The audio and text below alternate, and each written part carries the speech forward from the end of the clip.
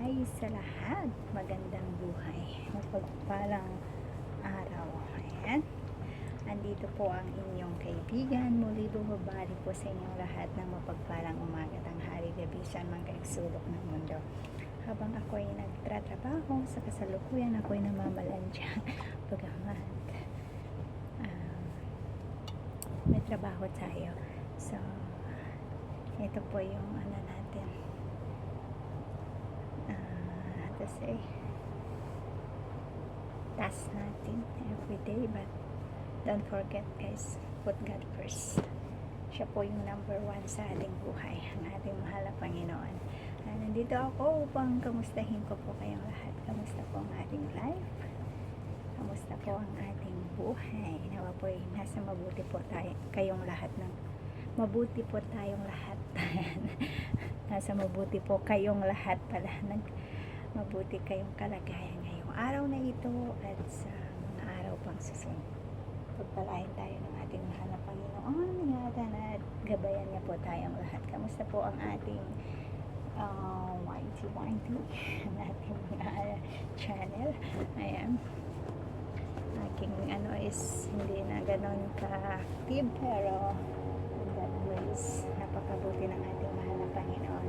Siya po ang ating gabay, ano man ang dagok natin sa buhay. Always remember, God is good all the time. So, ayan. Kamusta po? Kamusta po ang ating trabaho? Bukas ay holiday muli dito sa Hong Kong. Nais ko lang po guys ibahagi sa inyo ang sobrang sobrang blessed na day last Sunday. Dito sa Hong Kong po ay nagbigayan po ng UCKG Health Center or UCKG Church is nagbigay po ng oil, blessed oil sa mga pumunta. Salamat sa Diyos po at napakaraming tao ang pumunta at higit sa lahat napakarami pong mga testimonies na naganap sa pamamagitan ng kapangyarihan ng ating mahal na Panginoon. Napakabuti niya. Kaya nga po, wala po talaga akong ibang ipagmamalaki sa buhay kong ito kundi ang kadakilaan ng ating mahal na Panginoon. Salamat sa Diyos sapagkat isa rin po ako sa nagpapatotoo sa kapangyarihan niya. Ayan, sapagkat ang lakas kung ito ay nagmumula sa Kanya. Ang Panginoon ay hindi po nagkukulang. Ayan, sa araw-araw ang Panginoon ay lagi po siyang nandyan para sa atin. Kaya salamat sa Diyos. Bakit parang dalawa ito? 1:30. So parang couple to. Parang kay Harvey maybe yung isa. Tapos kay Katya yung isa.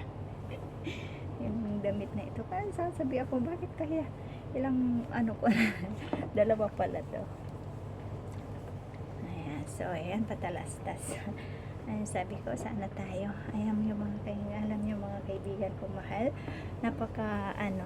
Napaka-bless yung araw na yun, last Sunday. Sa lahat ng pumunta, may galab shoutout. At sa mga pupunta pa lang bukas guys, ayan, sa UCKG Health Center pupunta po kayo guys kasi marami pa po. Ayan, sa Panginoon ay hindi po nagkukulang ng biyaya. Marami pang pong blessed oil. Blessed oil po is blessed na blessed. Para sa akin po as yun po yung oil na yun. Itong oil na ito I show you guys. Ganyan siya. Ayan, ganyan lang siya kaliit pero sobrang napakalaki ang maibibigay niyang tulong sa ating buhay. Ayan, sa akin guys, sobra. Yung blessed oil na yan ay sobrang malaki ang impact sa buhay ko. Bagamat yan po, kasi nung pumunta ako dyan sa UCKG Health Center, hindi pa po bigayan ng oil. No? Tapos na po yung bigayan nila ng oil. But through the help of my ate, shout out po Ate Jonalisa Magalinan, ay Gayudan Magalinan.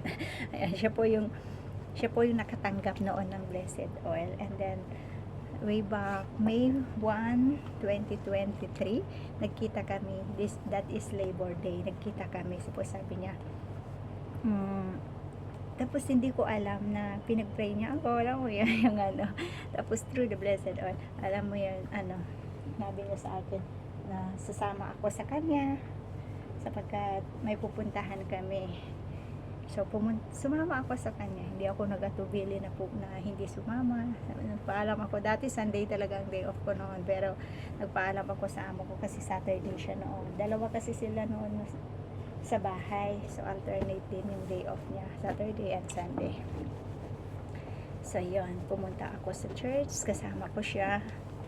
Tapos, sa message ng bishop, ayan, sobrang alam mo yun, yung akala mo ikaw talaga yung na alam ng bishop yung ano mo, yung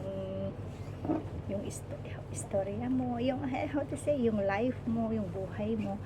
Ayan, parang lahat ng mensahe na nagmumula sa Panginoon ay patama para sa akin. Alam mo yung sobra. But you know, mga kaibigan, kwento ko sa inyo, sobrang napakabuti ng Panginoon. Kaya if God calling us, don't be hesitate na hindi natin sundin through the Holy Spirit. Ayan, kasi hindi naman natin makausap personally ang ating mahal na Panginoon, because makakausap natin siya sa pamamagitan ng ating conscience, sa ating Holy Spirit. So I really thank God because God calling me. Ayan, and I'm so grateful na kasama ko siya palagi. Siya po yung aking gabay, lakas at patnubay. Palagi ko po siyang kinakausap. Kaya salamat sa kanya sa lahat-lahat. Salamat sapagkat nandyan po siya palagi. Kasama po. Kasama nating lahat. Ayan.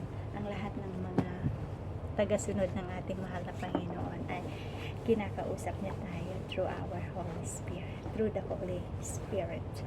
So, I really bless. At alam ko po mga kaibigan ko, mahal na lahat tayo ay may Holy Spirit. Allow the Holy Spirit to speak to us and obey the Word of God. Obey the Word of God. Kinakausap tayo ng Panginoon sa pamamagitan ng ating pagbabasa sa Kanyang salita and through the Bible.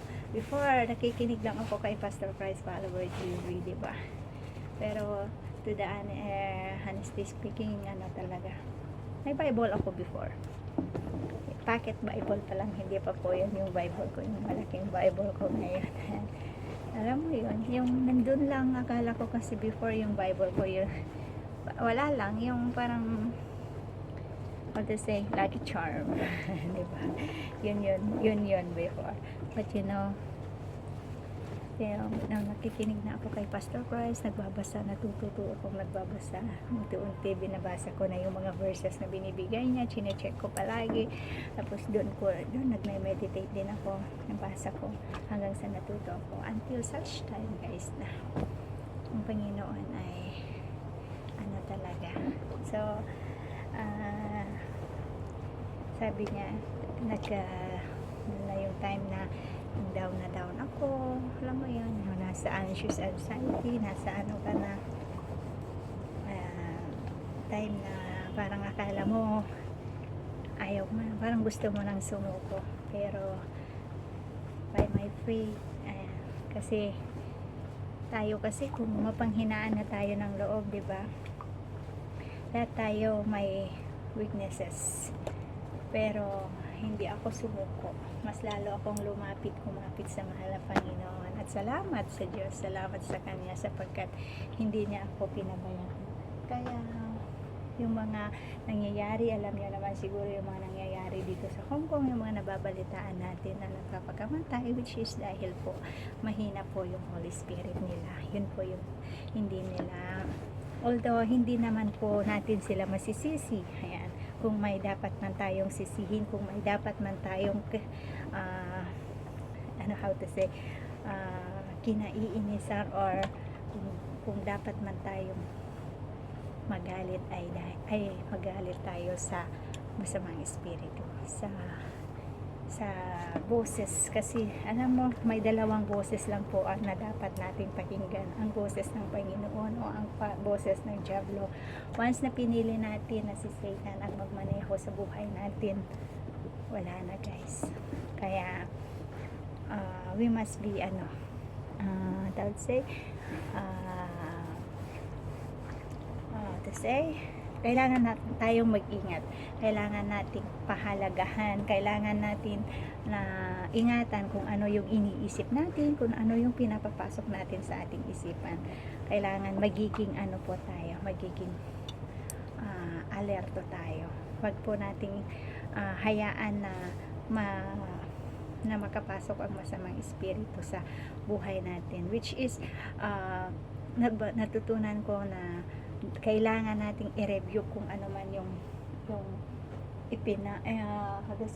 ibinubulong ng masamang espiritu sa atin.